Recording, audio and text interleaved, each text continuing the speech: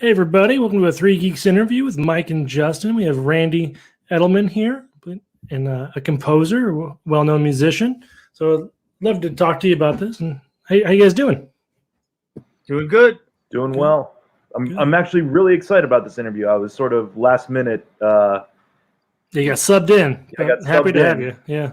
And when I heard who it was, I'm like, oh, absolutely, I'm all for it because I'm a music person. So yeah, I'm all for this. Who is it?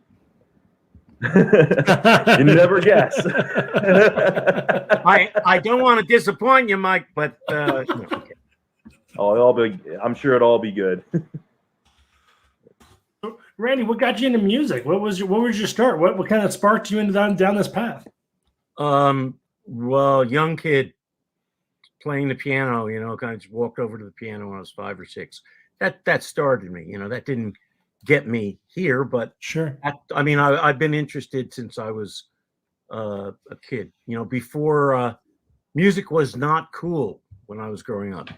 Sports were cool, Mm-hmm. So I kept it kind of quiet and broke my arm and my collarbone and a million things while my piano teacher freaked out and told my mother, this boy should not be playing these sports, so anyway, but it went way back. And then, it kind of, I always loved it. It was basically a, classical pianist, but I always loved listening to other kinds of things and listening to songs on the radio. And, that kind of kept my interest up for quite a while, Were you in a lot of bands in high school, like growing up, the whole deal? No. The whole deal? No deal. Nothing. No deal. Nothing. No deal. No. Never was interested. Never was in a band. Still haven't been. Never played with anybody else. Here's what the deal was, Justin and Mike.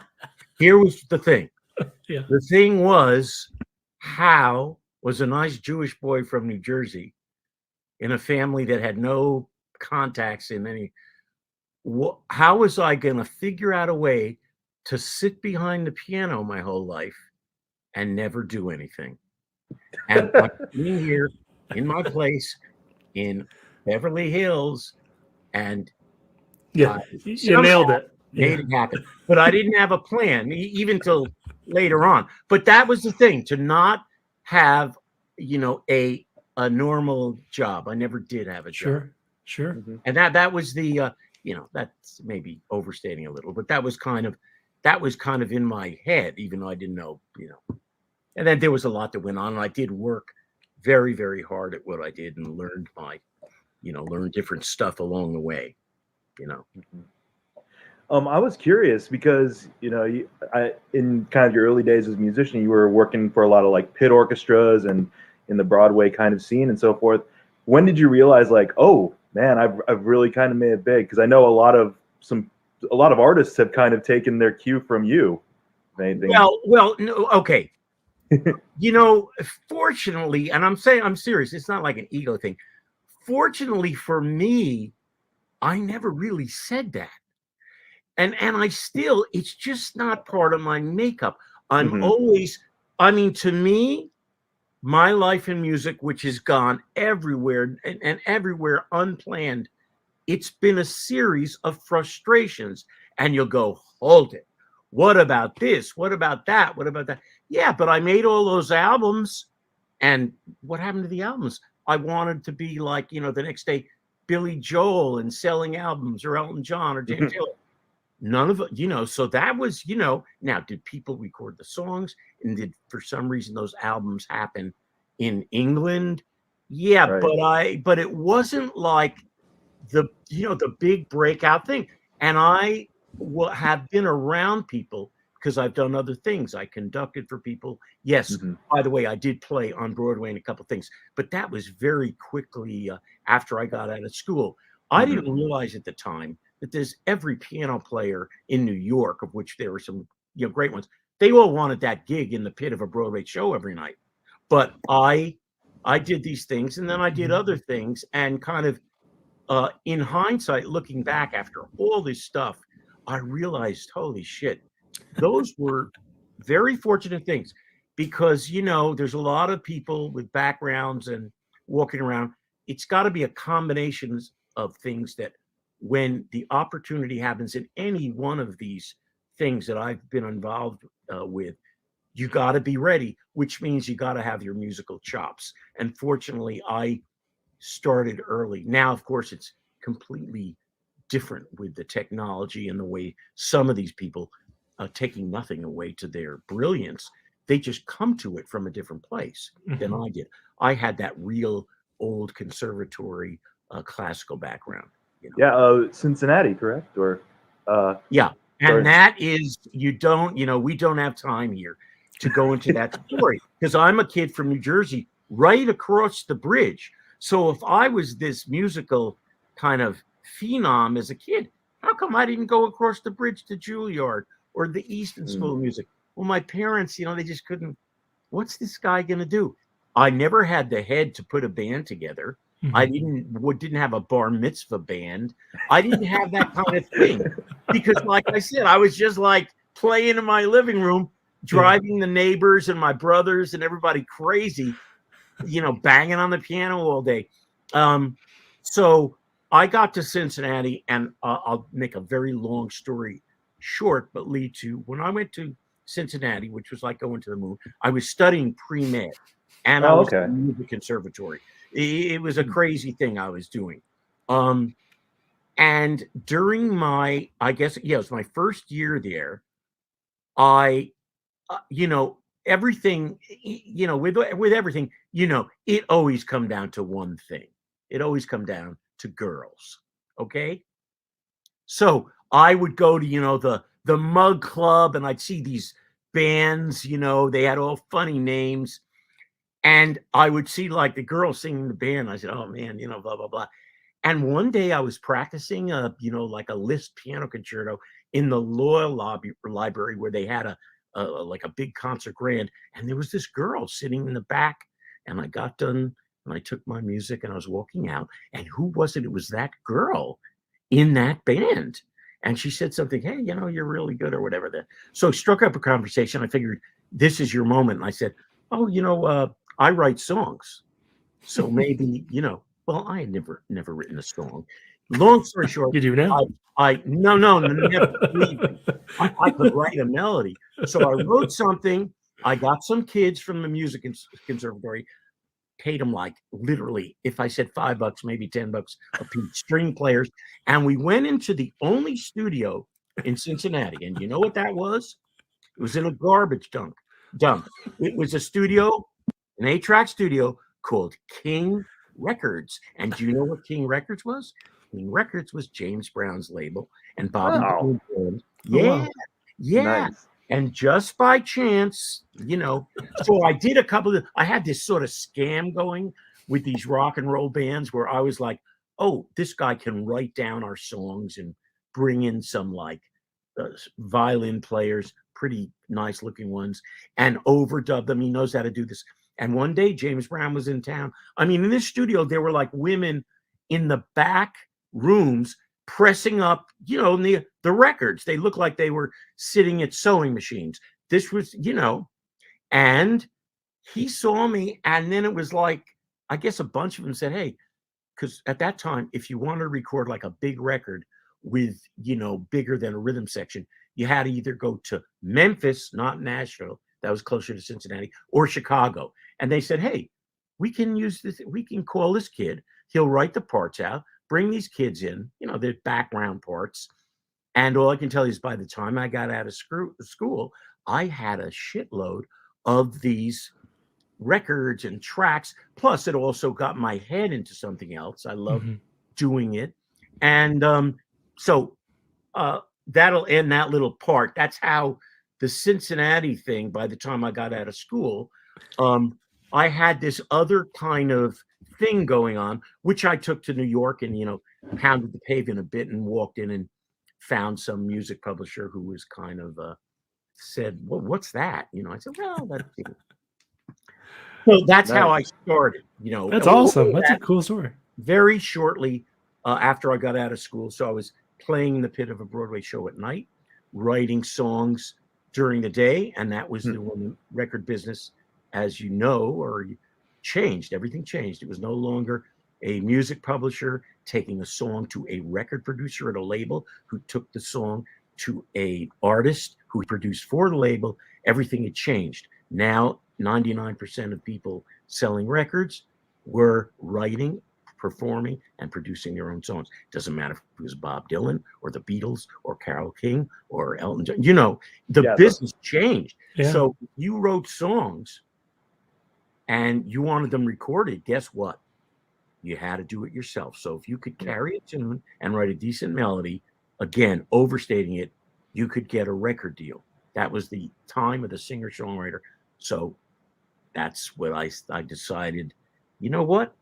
You're going to do that. You're going to try to do that. Again, taking advantage of something you can do and the right thing at the right time. And, you know, I signed like a, 100-page form contract. And of course. Thinking, you know what? I'm going to do this one thing. Nothing's going to happen. And, no big deal. And which is always been my kind of mantra. And it served me very well. And so that's how that started. A lot of people, when I started doing films, think I'm some kind of rock and roller because I wrote these songs and did all these albums.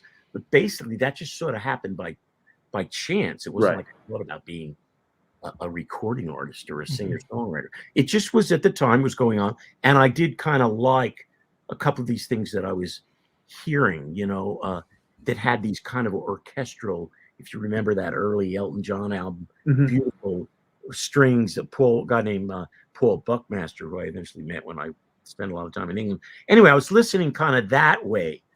Not that I wasn't listening to the songs, but I was kind of into that. And that started that, blah, blah, blah. So ask me something, because I don't want to keep going on. Oh, no, this is all great. I'll give Mike McGia the chance here. Oh, no, it's great. No, it's you great. can ask me, and I'll just sort of, then you can stop me because it's a funny time now. I'm on here, and Justin knows that because I've just done this kind of COVID fun thing that I did all back here, which I haven't done in years. In that I've been scoring films and doing big orchestra scores and stuff. Right. And suddenly I did this really. It's a different kind of song, but I haven't done it in years. And that's kind of why we're here. But it seems that when I talk to people now, it's like I'm happy to talk about it and I feel great about it. Yeah. But it's all like, hold on a second. Let's go back a little ways. Yeah.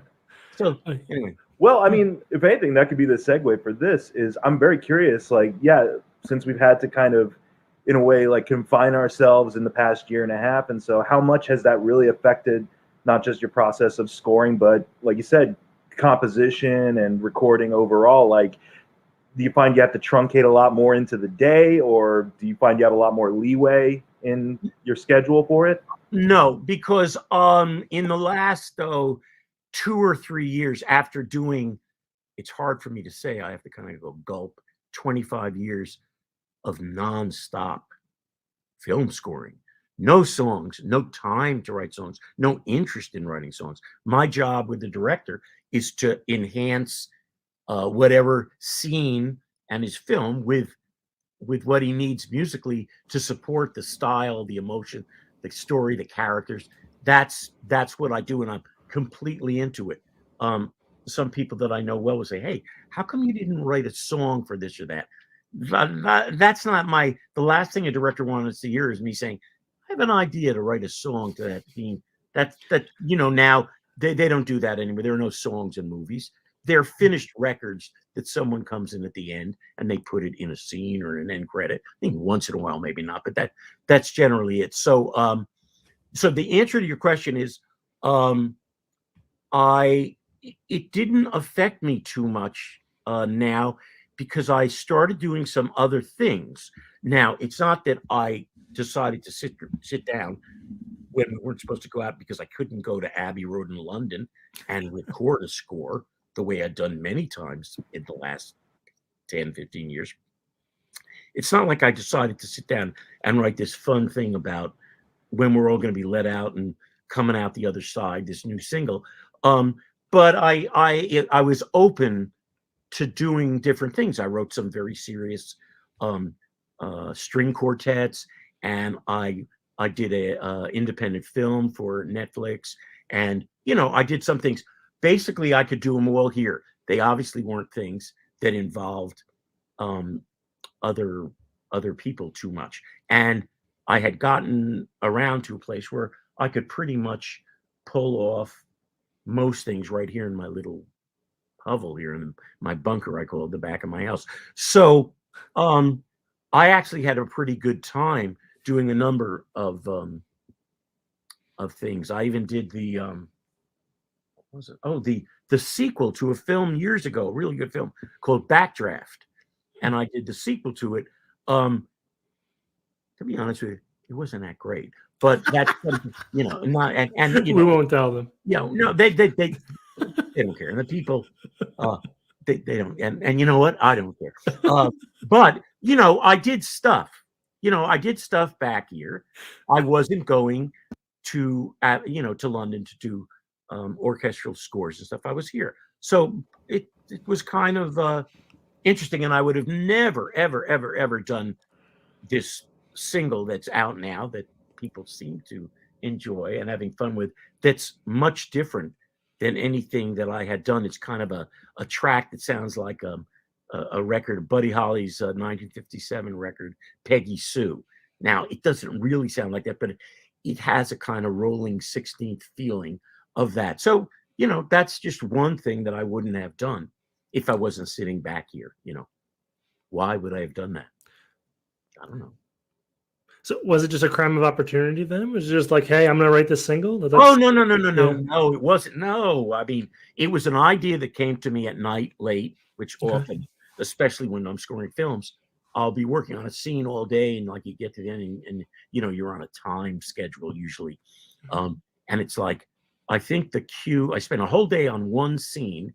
I think it's good, but there's this one area it's not too good. And in the middle of the night, in bed, close a few steps from where we are now, I'll maybe come up with an idea, and I'll run out here because it's easy to do. And this is how that happened. I had this idea in my head about what's the chorus? Take a good look all around. Let your that when this was over, we could just run out, grab your coat, put your best suit on. It's basically, the song, by the way, is not really called Coming Out the Other Side. It's really, the good title is Grab Your Hat, Put Your Best Suit On. That should be the title of the song. But of course, they didn't. What's that? Anyway, but yeah, it was a fun thing. Then I came out and I came up with that Peggy Sue, Buddy, this idea of a way that I could track it. In my mind was never, this could be a record. This is a single. No, it was just this thing. And I had time and I screwed around with it. And finally I said, you know what? Really do this with me. That you better sit down. You better sequence all my parts, on my stuff back here, like you're doing something serious. And that's what I did, because I knew in order to pull off the feeling, it wasn't a piano vocal. It wasn't just a few chords. I needed to, I knew it was going to take me days of me back here batting this shit out. And that's what I did.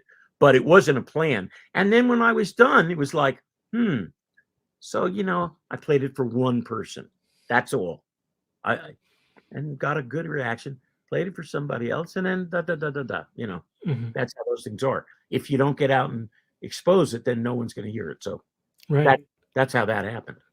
So how did you know? I'm just curious, like for any songwriter or whatever, how do you know when you're done? Like, how do you know when I'm done iterating on this song? I think, I don't know. I think most songwriters, good ones, I think they know, you can work on anything for years. Sure. I mean, and any film score I wrote, right, I could work on it for 5 years. But if they only give you 5 weeks, that's how much time you have. Now, songwriting is different, even if you're doing an album that there's a schedule. But I think generally you've known when you kind of shot your wad, you know what I mean? If I can be so. I do know what you mean. Totally get it. I think it's not too. But what's interesting is, and a lot of times this has happened, you also know in your gut when you're not done. Okay. Now, the interesting thing that I just told you, something that ties in a little, and then we'll move to I just told you something about the title of Mhm. this song. What Yeah. really is a cool title?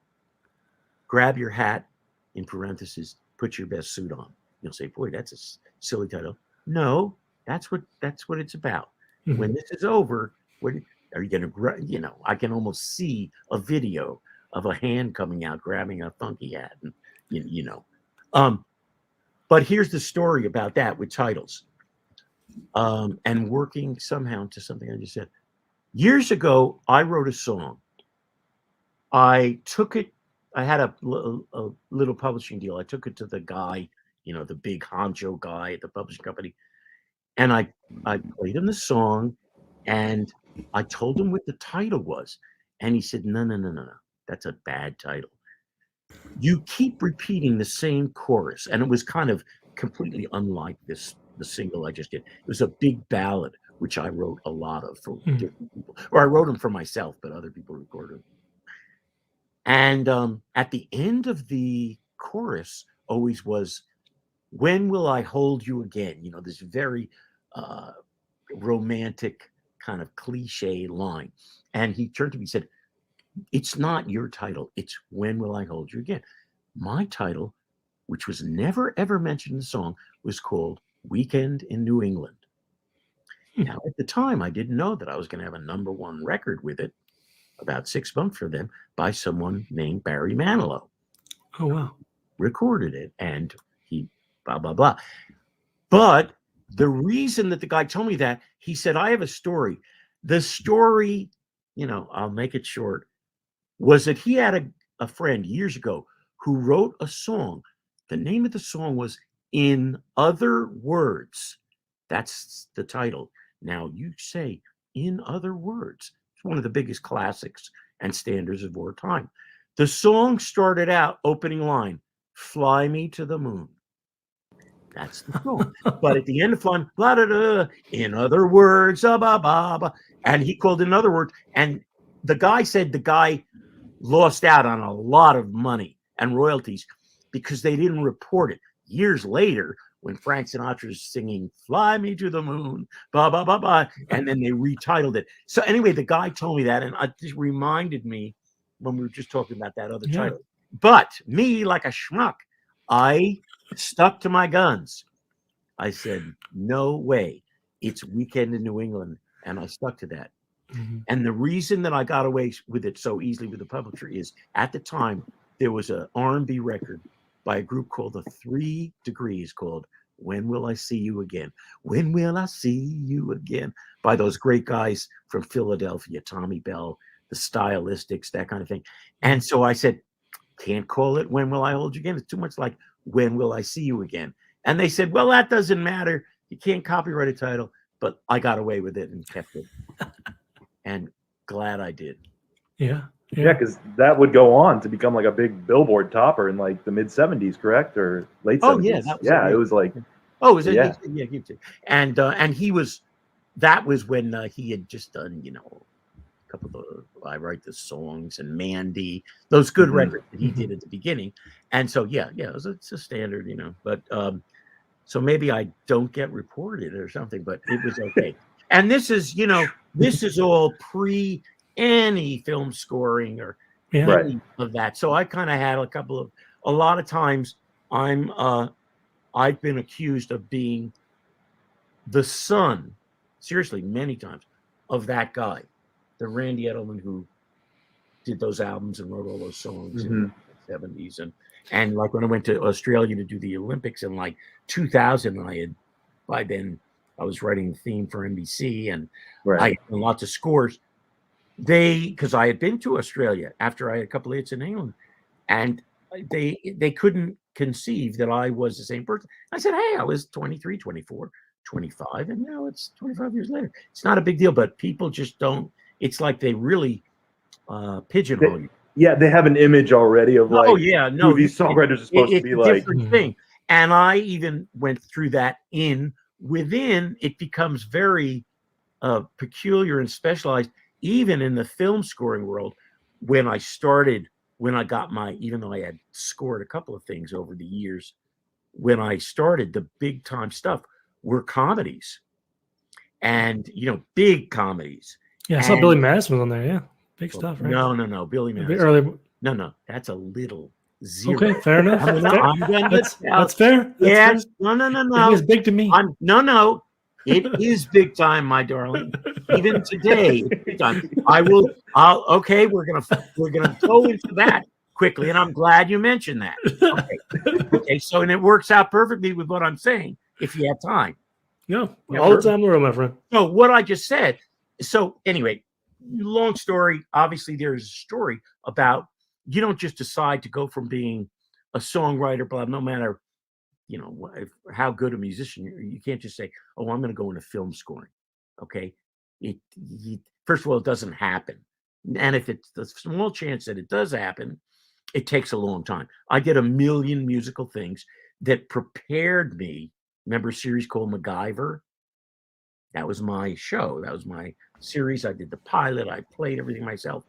And that one little thing, I did a bunch of things, but they would have led really nowhere without a guy by the name of Ivan Reitman. Ivan Reitman produced and Animal House, directed Meatballs and Stripes and Ghostbusters and all stuff. Now, I had no business being even talked about it in the same breath. This is a big Hollywood guy. I had been doing lots of things, but nobody knew who I was. But there was a movie called Twins. Twins was a big concept picture with two huge stars at the time, Danny DeVito and Arnold Schwarzenegger. Really, actually, a really great concept if you could pull it off. If you told someone the story and they'd say, "What?" First of all, it sounds silly, and they don't look alike. So how are you ever? Anyway, they made the movie. The composer hired to do it was one of my idols, the great, great French composer, Georges Delerue, one of the greats. They started doing, and I wasn't around. I didn't know the exact story, but they got to a point, and Ivan Reitman decided, you know what? We need for this other character, this ne'er-do-well, scumbag, Danny DeVito. It's got to be something different.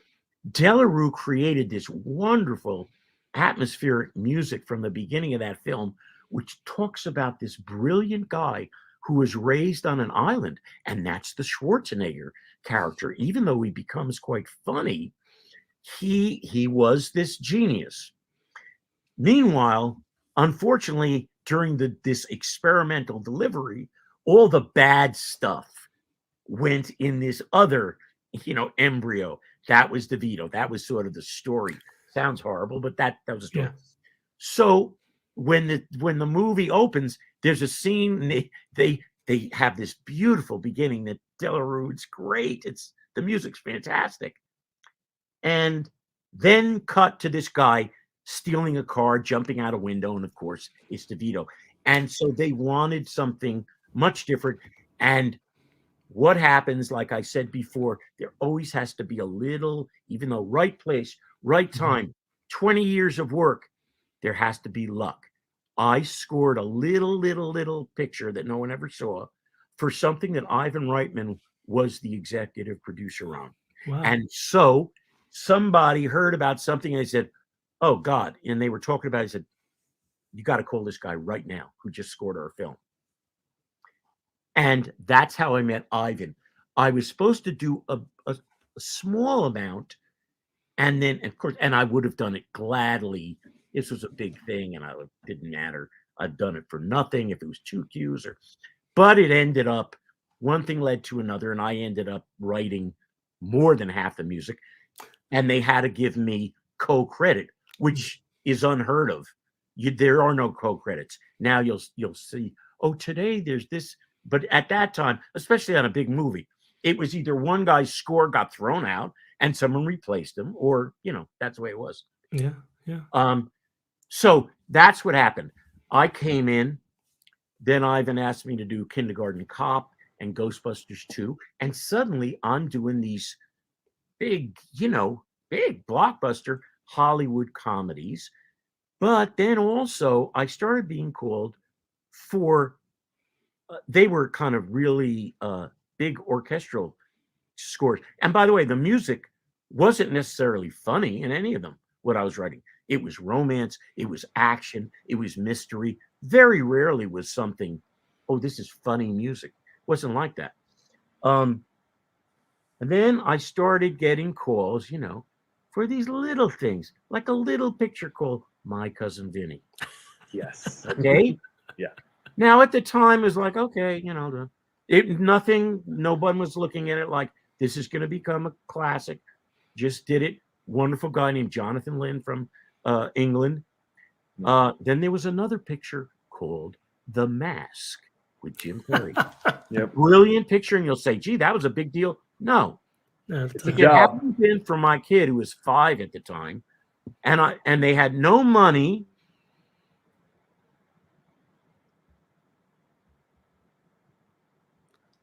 Did we lose him? Nope. Okay. And there was one white guy on that show, Jim Carrey. And when I mentioned it to Noah, I'm telling you, the kid was 5. Yeah. I said, they asked me to do something, but they're blah, blah, blah. And he said, and you know what was going on?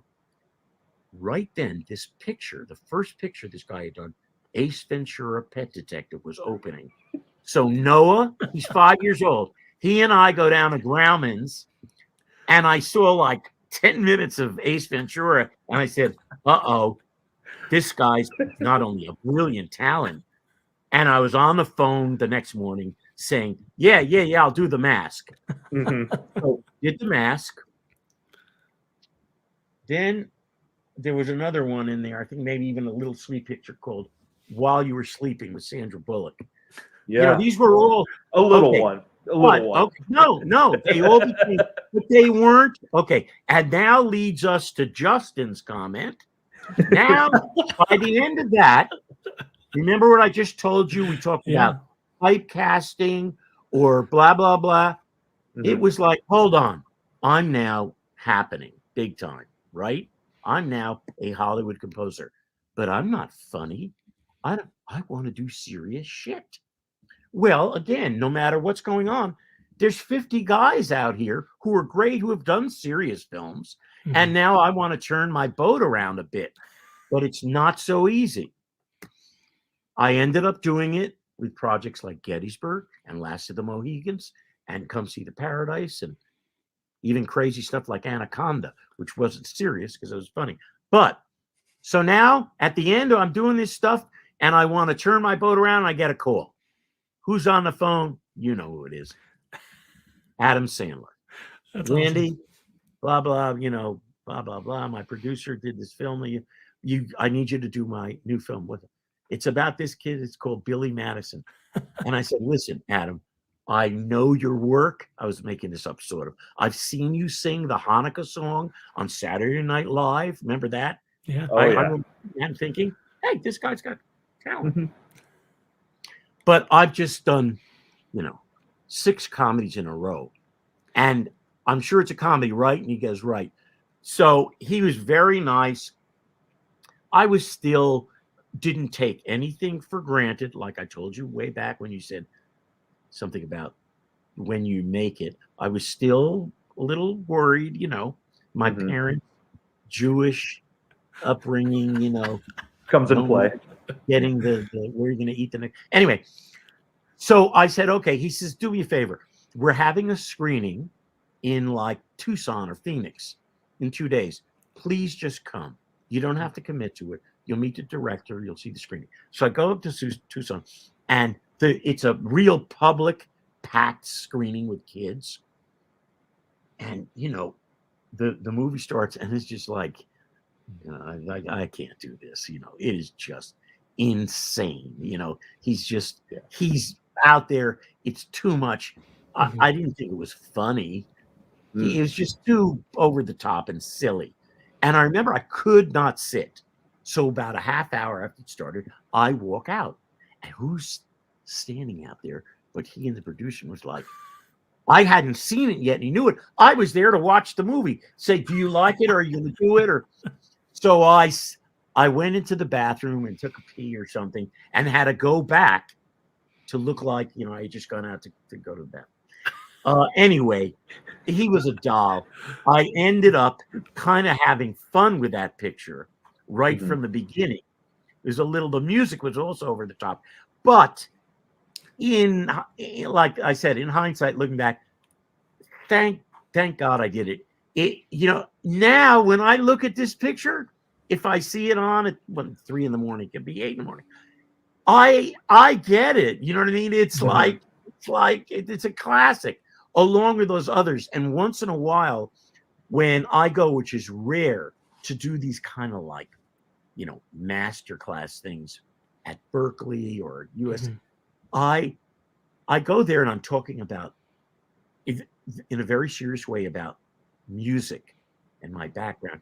And a few of these scores, the more dramatic ones, like Dragonheart and Gettysburg. Yeah.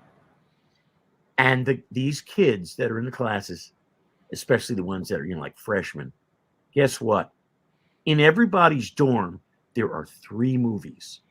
Boy, girl, I don't care who it is, what nationality, what color your skin is. They've got Billy Madison, My Cousin Vinny, and The Mask.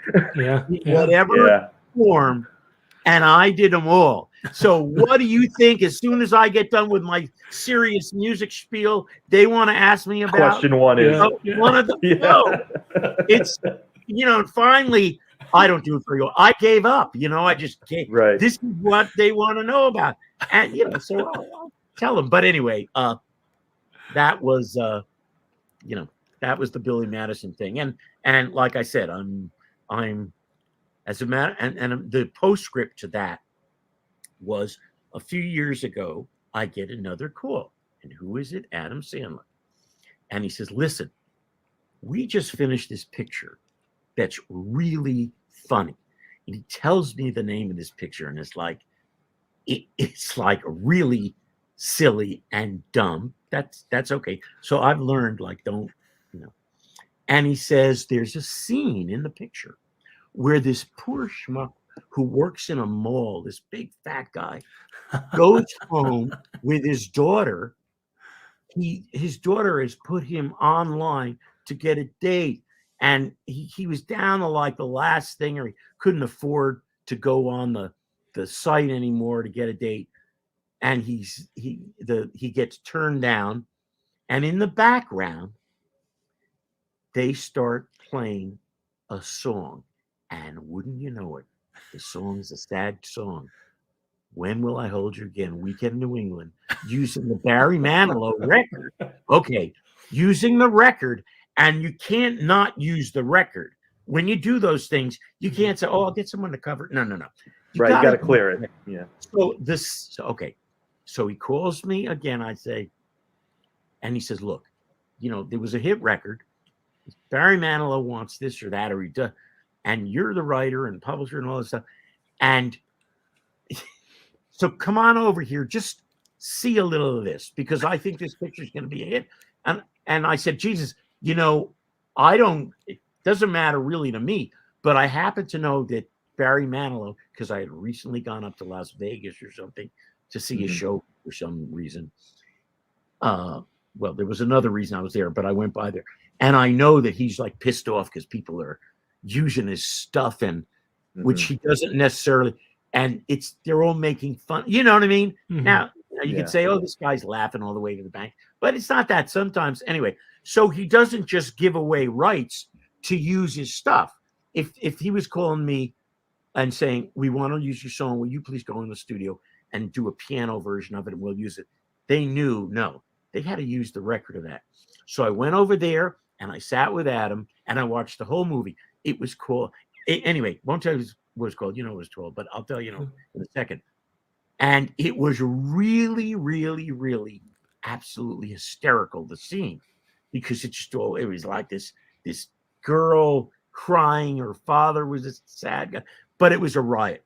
So I called up Manilow and his manager, who now is something else in his life. And I said, which is fine, of course. I said, listen, this I think, as opposed to a joke, this will be considered cool for you. This the way they used it, and he was fantastic. And he said, if you think it's okay, then we'll adjust, blah, blah, blah. And I called Adam and I said, go ahead, use the song. And then they wanted $10. I said, you can use it for $5, and that was my last Adam Sandler thing. Picture comes out, Paul Blart Mall Cop, and it's a huge picture, big hit, So that's the end of the Adam Sandler thing. But anyway, okay. I've said a lot. I haven't said anything yet, but I said too much. You said plenty. Yeah, I mean, I feel like we could have like 5 interviews with you. Yeah, like honestly. It feels like I love the serendipity of that moment. Like it came back to that song, like several years later in a way. Yeah, well, I've got the Nelly #1 hip hop record a couple of years ago. How the hell did that happen? Well, there's a fantastic story with that. But those are all songs, and that has nothing to do with what I've been doing for, they're just things that happened from those albums that I told you at the outset. Those albums didn't sell. Here I was, a kid, I wanted them to sell and couldn't get in, never anything except some little thing in England. But that was my past history, but the history keeps sort of happening. Yeah. And because if you listen to those albums even now, and they're in my garage, you listen to them, God, I'm really proud of them. For years, I just wouldn't even tell anybody I was a songwriter. They're there. The songs are there, the way they're done, produced, arranged. I had great musicians on them. And so it's there, as long as you do something and you do it, to the best of, your ability that you can. Yeah. It wasn't like, oh, these were just some little commercial things I tossed off because at the time I was, there were a couple that weren't that great songs, but for the most part, they sort of continue on, and every once in a while, something at a complete left field will come up with them. And like I said, that was before my whole life for the last all these years scoring films, which I've absolutely loved and never even for 1 second had any trepidation about, oh, you're not making records anymore. Yeah, I'm sitting here writing music and it's going out in a few weeks or months. It's going out to the world. And it's been something really extraordinary. I had no idea when I started, because film scoring years ago was not, the composer, if you see any of these great old films with these fantastic composers, their name's not even on the film at the beginning. Yeah. They're at the end credit in a role, really. I'm talking about, could be Gone with the Wind, Yeah, one of the great epics is like... No, the great Dmitri Tiomkin and Alfred Newman and, Bernard, it didn't have the same sort of cachet that it became, Phil. It's and plus you can musically, it doesn't really matter what the film is. It can be an action film, a drama, a period thing, a comedy, a romantic comedy. You can always do something original within each scene, which is why I like to, a lot of times with these guys, that's a whole other issue, but they come over and I'll write a cue and they have a temp score, Right. Temp score. That's the bane of every composer's existence. And if it's not, they're being dishonest with you. So they have a preconceived notion of what kind of music supports their scene. It could be anything from the inception of time, to a rock and roll thing, to a Mahler symphony, to a solo, it's anything. And after they put the temp in, which an editor and a director usually do, and the studio screens the picture at these screenings, they never screen it. They don't have a score. They have a temp score. Then the I'm the last guy in, and a lot of times these movies have, God, long histories. Doesn't matter if it's the silliest movie or a great movie. They still have these long histories. Studio put it in turnaround. A star backed out. A director backed out. Somebody died. It's just all kinds of things and why these things don't get the green light and don't get made. So now you've got a director who's, let's say he's gotten, I like movies that score at screenings really low, because then if a movie scores like, let's say, an 82, which doesn't sound that great, out of 100, that's good.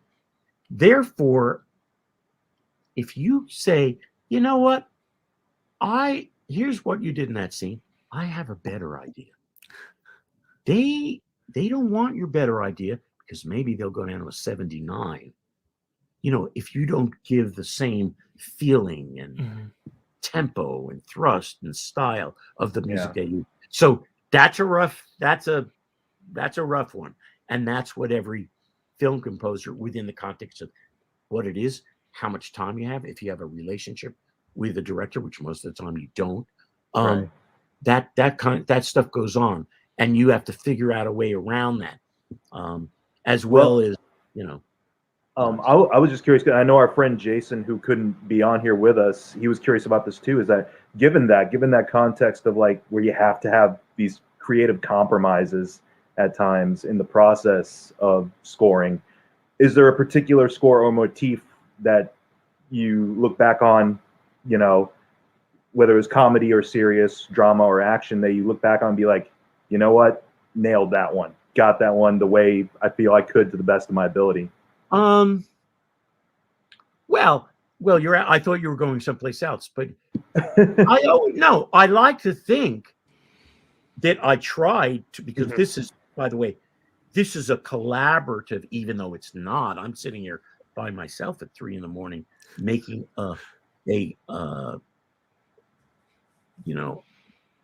giving this picture something that no one else has done. So you'd say, well, I'm doing it by myself, but I'm not, because the picture is shot. It looks a certain way. The characters are who they are, the storyline, and they have some temp giving you a kind of idea of what the editors, the producer, and the directors think can elevate a scene. That has to drive you nuts. Yeah, well, of course it does. And and if you can't be driven nuts and deal with it, you can't do this job. Yeah. Because in this job, you have to be two things. I always say, fast and right. It doesn't work to be fast and wrong, and it doesn't work to be slow and right. You have to be fast and right. You have to be able to come up with it. The guy knocks on my door. You say, hey, leave me alone for a couple of days so I can look and think. That's not the way it works. And I'm sitting here right in the middle of it in Beverly Hills, which is close to Hollywood. So I'm not a zillion. Some of these guys live in remote places, but usually they come here when they're working on this. So it's a compromise, and it's a collaboration. Then in the end, when I write it and record it, I don't go to the mixing stage. Then it's their baby. And you know what they can do with your score? Anything. And they do. Wow. It's unrecognizable many times. They'll say, lately with the technology, oh, we want everything on its own track. Well, hold on. That means you can make it a bass solo when it's a symphonic thing and only have the basses. Yeah. So at the beginning, I tried, I'll just do a stereo mix. And they call you flipping out. We can't do anything with it. We can't adjust it because you just gave us. So, of course, you have to give them, it's a contractual thing, what they want, depending on what studio it is. And therein is, basically, I learned early on, I used to try to go by to be, quote, helpful, because the guy mixing it, he doesn't know what's on every track. I mean, we have it on the sheets, but, he doesn't know. Because what happens when you do these things, especially these big pictures, they spend 99% of the time when they mix a film on the sound effects and the dialogue. Yeah. The music is like, does that music cue work? Oh, you should be happy. It's in. Yeah, but you can't hear it because you're being, well, you should be happy. It's in. So this is what happens. And the other thing with where I said about the dealing with spotting, also, I found that if you have a place in the movie that they didn't put music, didn't temp music, and you see something, you go, oh boy, I got a great idea. I can make these scenes work better. I can put this here. And you write something, and it turns out, I mean, you write it, they sort of sit, they don't say too much, which means, okay, go ahead and do it. They dare you to do it. Then you do it. It comes out. It's the best fucking cue in the movie. You put it on your soundtrack album. If you guess what? The movie comes out. It's never there.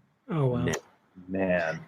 Never there, because they got scared. Except, and my best story for this is Michael Mann, a tough character, Last of the Mohegans. Yes. Yeah. Okay, here's the scene. I'll set the scene, which whole other story. Nobody wanted a soundtrack. There was another composer on it. Whole big story that I always got a bad rap from. I was just asked to do something. It became something else.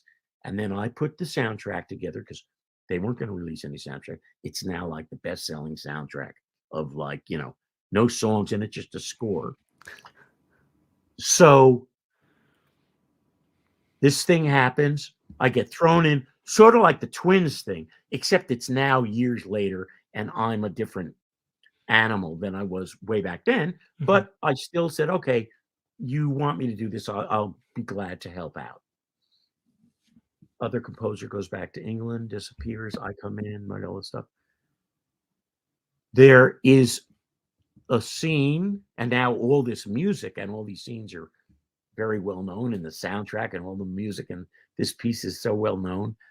The scene was before the shit hits the fan, where the Indian tribe attacks these poor English soldiers, and this guy who's got a family with his daughters and everything.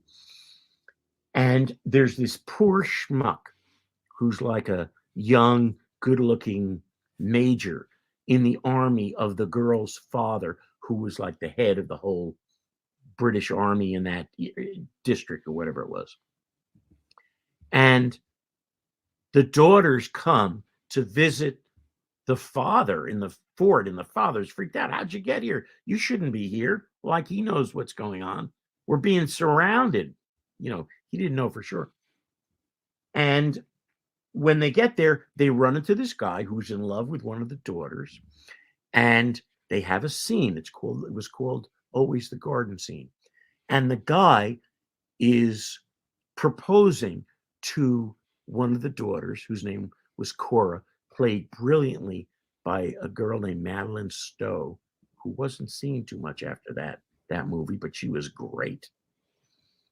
And he is telling her, when this is all over, we're going to go back to England and we're going to be married. She's not particularly into it. You know what I mean? She's kind of listening, not being negative, not making a face.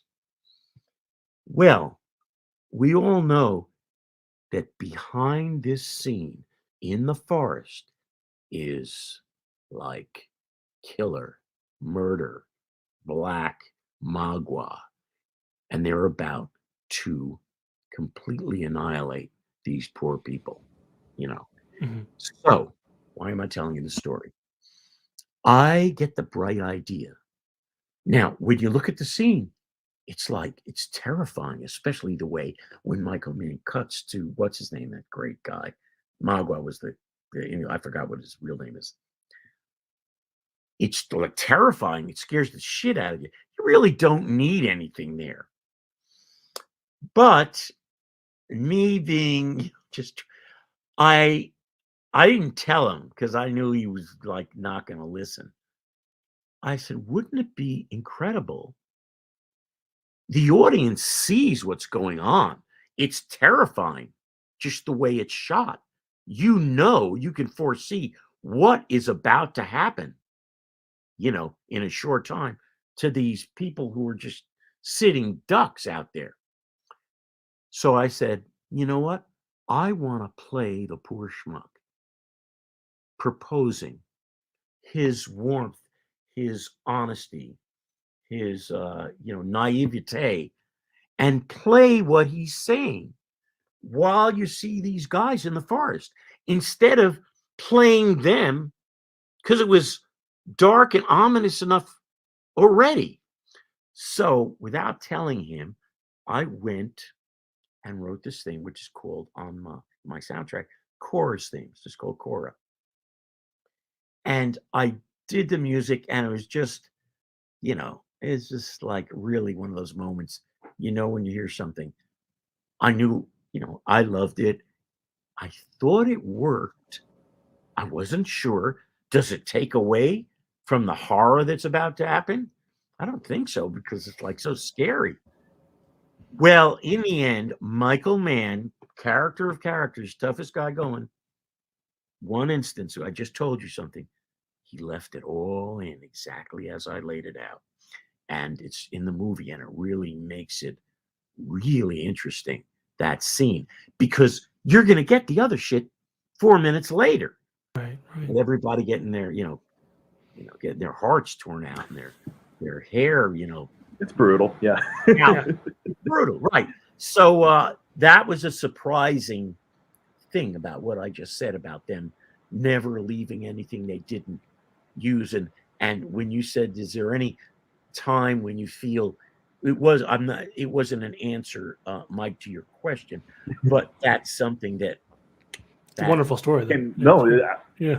I mean, it's tangentially, the ending result was how, because they thought that movie was a total bust. It was no money to complete it.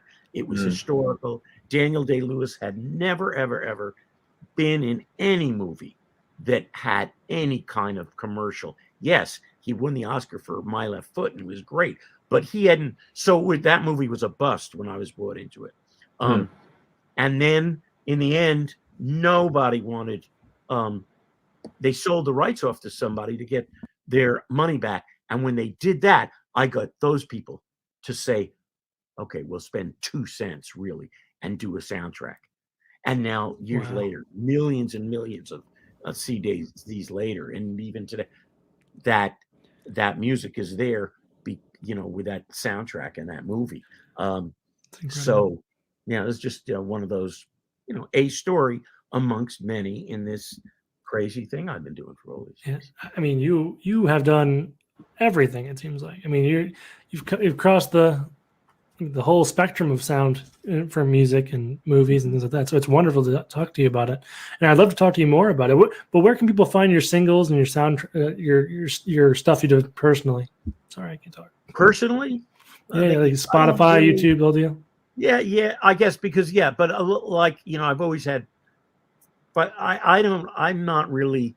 Yeah, there's a website, and you can go to all those things now with that single. And by the way, any of my music, like The Good Thing, is because most of my scores I was able to do soundtracks on, which, by the way, then you get to do the music as you wrote it and you put it together.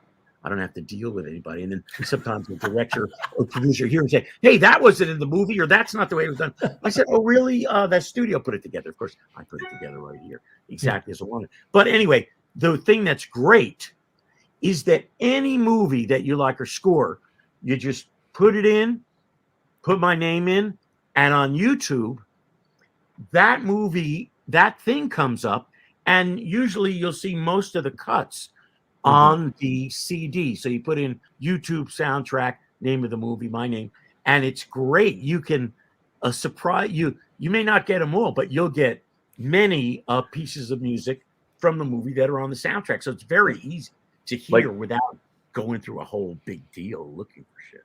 And like you said, like the expanded motifs and things like that. Yeah, there's definitely, I think, especially nowadays, there's definitely a market for being able to just hear the whole original idea of what the score is without. Well, okay, which will lead us, because you don't have no time, to the end of this, coming out next week. Ooh. After 32 years. You know what I'm going to say? Okay, is my score, huge orchestral score to Ghostbusters 2. By what label? The best label there is, Sony Classical Masterworks. Why, you say? What doesn't make sense. Huge movie. The sequel's a big hit. What happened? Well, I will go out with this, Justin. Don't worry.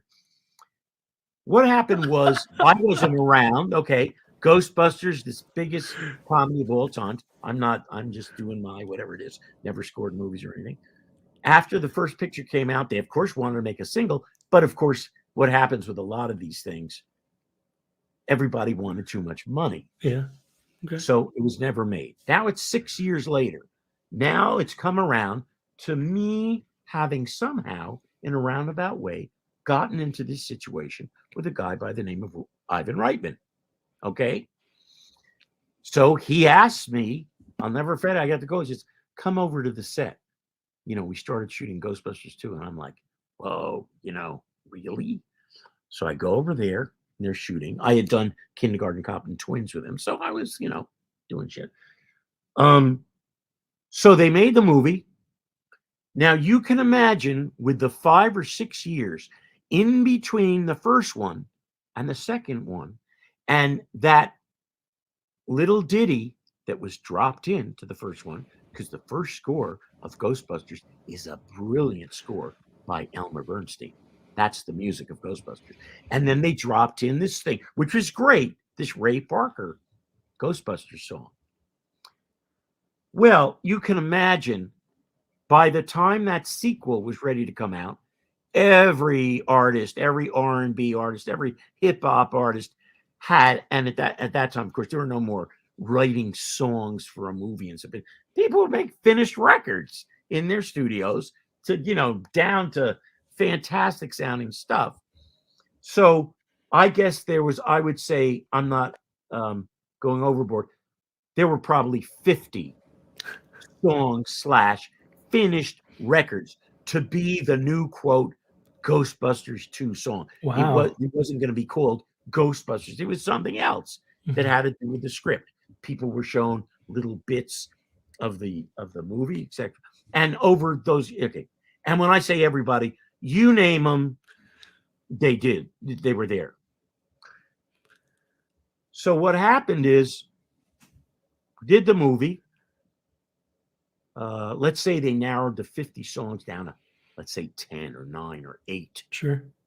But guess what? In the end, they used the original Ghostbusters song in one spot, and 99.9% of the music in that movie is Randy Edelman's music and score. No songs, except at the end of the movie, when the movie's over and they pan up from that marshmallow guy on the Statue of Liberty, they go into the end credit, at which time they play the 7, 8 songs that they picked out of the 50. I remember that, like one Now, after the other in the this credits. is- now, It's like, This is Yeah. a big political shit now, okay? There's big time artists, record companies involved in this. So when they released the, quote, soundtrack album from Ghostbusters 2, what do you think it was? All of those songs. Yeah. Now, at the time, I was like, holy shit. I was just happy to be doing what I was doing, that I had lasted and not been thrown out, because that was and had 99.9% of the music. And the film did fantastically, got great reviews, blah, blah, blah, blah, blah. So I never made a stink. Not that I could have, by saying, hey, hold it. Why don't you put a cue of mine on the album? Like what happened with Twins, for instance. But I wasn't about to do that. Okay. Years go by, every once in a while, I would get a call from somebody about releasing the score to Ghostbusters 2. But the orchestra was huge. There's something called the reuse fee. So when musicians record a score, they get paid. And then if a album's released, they get paid again. There's a bunch of residual fees. Not that it wouldn't have been worth it. It was just like an added thing. Years go by. It's a sequel. Da, da, da, da, da. So finally, a few months ago, maybe 6 months ago, I get a call from Sony saying, you know what? And I said, listen, you guys have called me a million times. You're really going to do it? We're really going to do it. They seem to have all their answers. We're going to do it. We're going to do it. We're going to do it. I said, okay, because I had to spend a little time. They wanted me to go through some stuff and put something together the way I always put together any of my soundtracks. They're not just a bunch of cues somebody throws on. I do it. Then I get a call. So they said, oh, all the tapes are blah, blah, blah. I get a call. they can't find the score, the tapes, the orchestra score recorded at the Clint Eastwood stage. I shouldn't be telling you guys this. They would kill me, but I don't care. Okay? They look like 50% of the big orchestra cues. They don't seem to be able to locate. Now, of course, I've been through this kind of stuff before. You go through everywhere. You know, it's buried in the desert somewhere. It's this, it's that. Well, anyway, there came a time thing and like, that's it. They had what they had. I said, yeah, but it's not only that it's not all of it. You don't need all of it. I don't put all of it on there, but you want a good 40 minutes or something, especially like just going back, Mike, to what you said about these people that want the soundtrack. They're these soundtrack nerds, and boy, and I'll get put down in a couple of weeks when this comes out for another reason. So finally, I told them I had put some music together, and you'd think I have a 15-inch or a 7.5-inch tape from 1989. But guess what? I don't. The only thing I have is sitting right here on my piano. Not now. A cassette. And you go, a cassette? This is Sony Classical. These are soundtrack. You can. What do you mean? You mean the music that you can't find? Well, blah, blah, blah, blah, blah. You know, there is technology now, but a cassette's a cassette. Yeah. You can't, at least if I had the 7.5 tape or so one thing led to another. And I was able to re-record, which is a no-no for the soundtrack nerds. It's got to be the music recorded. If it's 1932 and the music sounds terrible, it's got to be that music that you recorded for that scene. Oh, desperate times call for desperate measures. New York Like, harmonic and it sounds perfect. Exact same orchestration. They don't want that. They want the cue that's fucked up from the film, edited or something. But anyway, so I was able to put something that everybody won't even tell you, very happy with. And it's coming out right now, like yesterday or something. I couldn't believe it. They released a single. You say a single. Yeah, it's kind of thing like if you order it now on vinyl or all the different things. I mean, you can hear this single called The Scoleri Brothers, this great scene in the courtroom when these guys were on trial and the pink slime starts exploding and they look at the slime and suddenly the courtroom explodes and these ghosts and I was surprised when I said, well, what did they pick? They picked that cue the Scoleri Brothers. But then when I saw the scene, I saw why they did it, because it's indicative of the movie rather than something else that may be thematic but is more a different kind of thing. So that's just a crazy story. And I just saw they sent me the vinyl, and it's this pink slime. It's fantastic. It's gorgeous. It's vinyl with pink slime, and so I got to hand it to these people. So this is just shit that goes on. But that's it.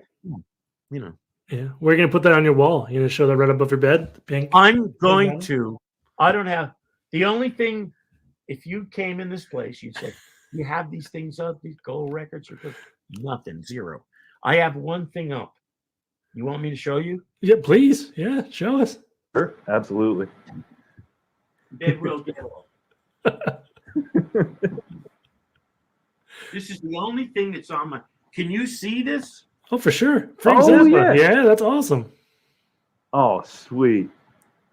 What did you say? Frank Zappa and the Mothers with Randy. Oh my gosh. That's sweet. That's awesome. Whole other story. See, haven't even heard that one yet. So. I was about to say, it's like, I imagine we have to set aside a whole day for Zappa and company. And I think we need to have a whole day with Randy. One more piece of this crazy guy who's the son of me. Oh no, I'm the son of that guy that opened for Zappa. You just call you Randy Jr. People throwing shit at me. Get out, get out. And I have to do like 45 minutes. You talk about a long 45 minutes. Just call yourself Randy Jr. when you go around. It'd be great. Yeah. Or just completely rename myself. There you Anyway, go. okay. There you go. Been a blast. Yeah, for sure. Where can people find you online? I just What do you mean? YouTube. You said, but I Where can't. they find Anything. me? Yeah, Yeah. they just I don't know wherever. I mean, find me to do what? Well, I don't know. Just, Anything you want me to find you for? Just to bask in the tunes. I don't. Yeah. Yeah, no, they can listen to the music by doing what I told you. Yep. All my YouTube albums and Fair enough. the Google I search. mean, you go, you find all those albums that nobody knows. They're all on there. There's like 8 of them. Mhm. All that shit. Someday, somebody's gonna put one of those songs in something. You'll see. Yeah. I mean, I believe it. I mean, you put 100 already- things into 100 things, so Yeah, you'll but get there. they're not what I'm talking about. I know. You'll see. Oh, Yeah. We got to be patient, Justin. We got that's to. right. That's right. Justin, and this guy, where's this guy Jay? I thought this was Jay and the Geeks or something. I know. You're the geeks, Jay totally bailed on the geeks. Mike and I are the geeks. Yep. Got bailed I'm- on. You're the Geeks. Well, where's Jay? I mean, I have a That's- J in my name. Send him my Yep. best.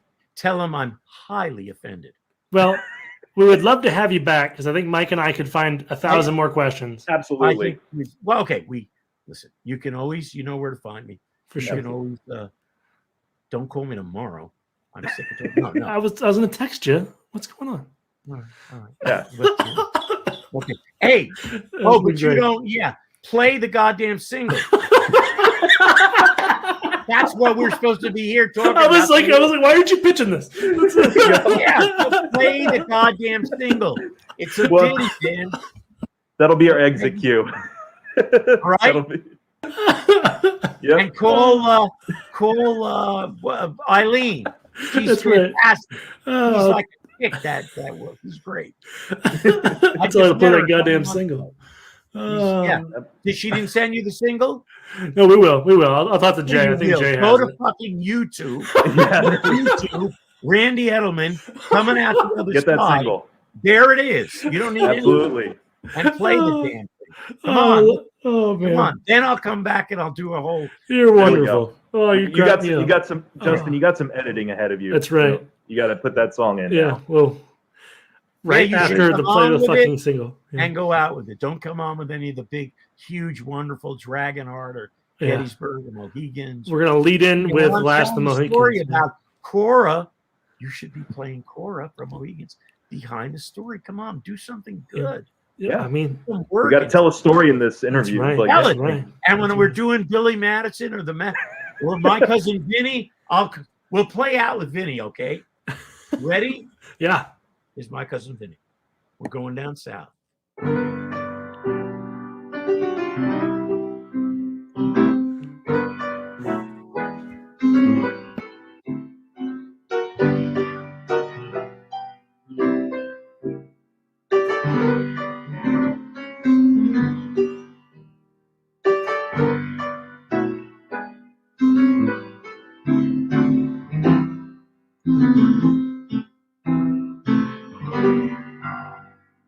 Jay and the Geeks. See you later. Thank Thank you, Randy. you. You're great.